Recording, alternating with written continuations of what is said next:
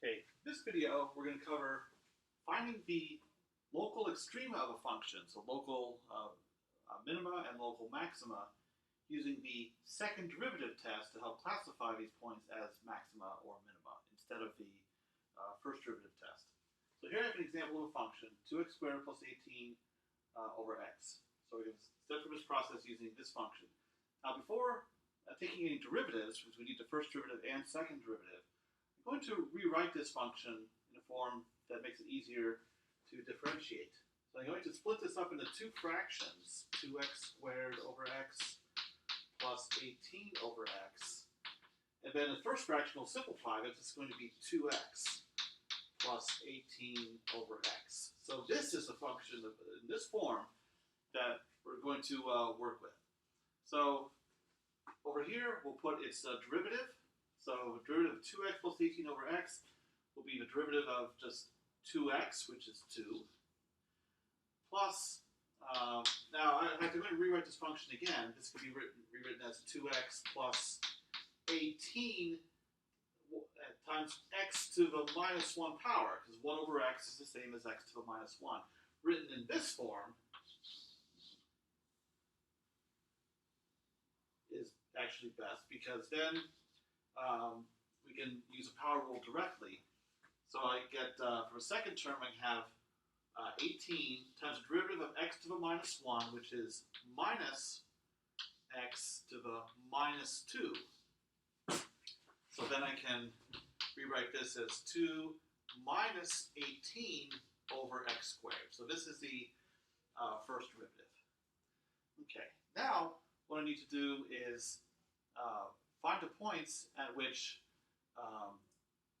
this first derivative is equal to 0. Those are the critical points. So I set 2 minus 18 over x squared equal to 0. Now I'll move the second term to the other side. So I have 2 is equal to 18 over x squared. And now I'll multiply both sides by x squared. So I have 2x squared is equal to 18. And now I'll divide both sides by 2, so x squared is equal to 9. And then, taking the square root of both sides, I get x is equal to plus or minus 3. So the critical points are x equals 3 and minus 3. So these are points that could be local extrema. It could be a local maximum or a local minimum, or neither one. We'll use the second derivative test to try to hopefully help us determine whether they are or not. So for this purpose, we need the second derivative. So here's our final first derivative. So to get the second derivative, we need the derivative of this. So derivative of 2 is 0, so we can ignore that term. So we can focus on the minus 18 over x squared. So I'm going to rewrite this first derivative as 18x to the minus 2. So when we take the derivative of that, we're going to get minus 18 times minus 2x to the minus 3.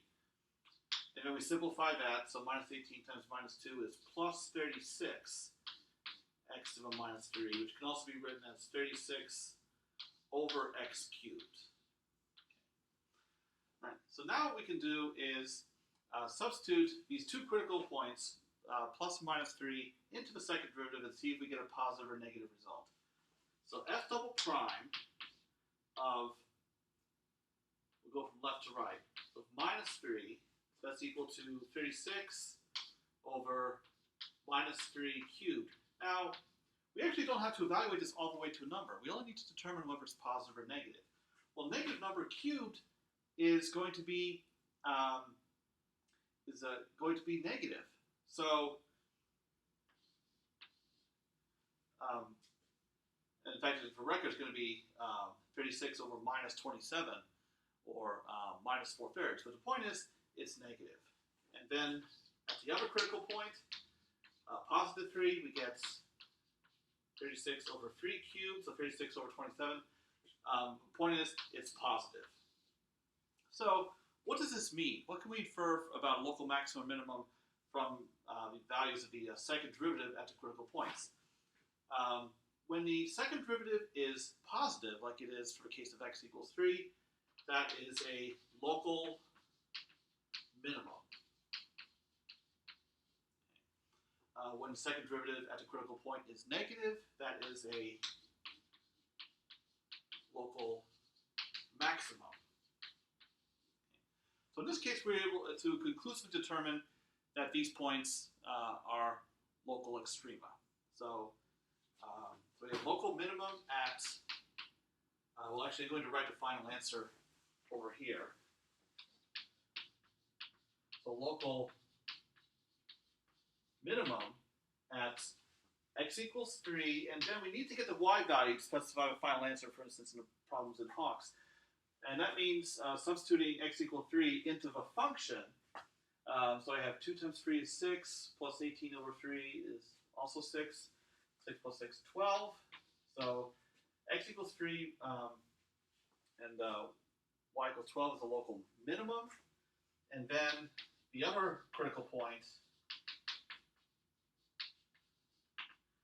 so x is equal to minus 3. If we substitute x equal to minus 3 into the function, we get 2 times 3 is minus 6, plus 18 over minus 3 is minus 6 again. We add those together and get minus 12. So here's our final answer for this problem. Local minimum at the point 3, 12, and local maximum at the point minus 3, minus 12. Now, for other problems of this type, what happens, there's one thing that can go wrong. It didn't happen in this problem, but I'll explain it to you anyway. Suppose the second derivative at a critical point turned out to be 0.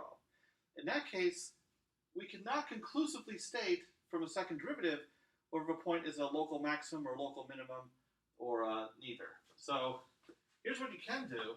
If f double prime at a certain critical point C is equal to 0, because any of the possibilities can happen, local max, local min, or neither, use the first derivative test. And what that means is check if a first derivative changes sign. So if f prime, and this is going from left to right, so you check a point less than c, and you check a point greater than c. Check if it first derivative changes sign from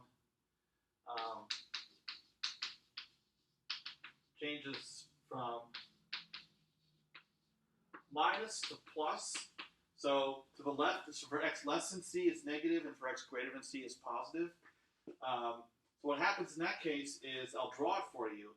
The function is decreasing, hits a critical point, and then starts increasing after that. So that is a local minimum in that situation. If it changes from positive to negative, so it's increasing, hits a critical point, and then starts decreasing, so we have a local maximum.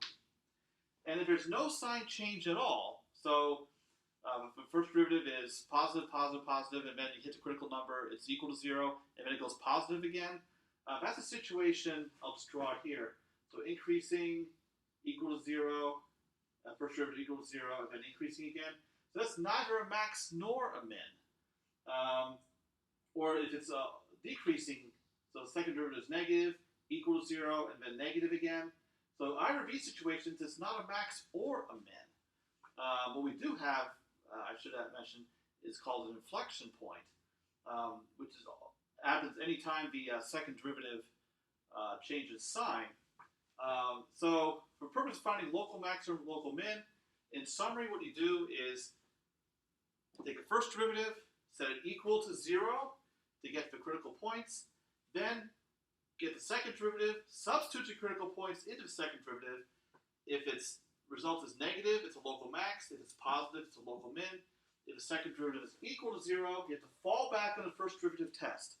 And if there is a sign change in the first derivative, from minus to plus, it's a local min. From plus to minus, it's a local max. If there's no sign change, then there's neither a local min nor a local max.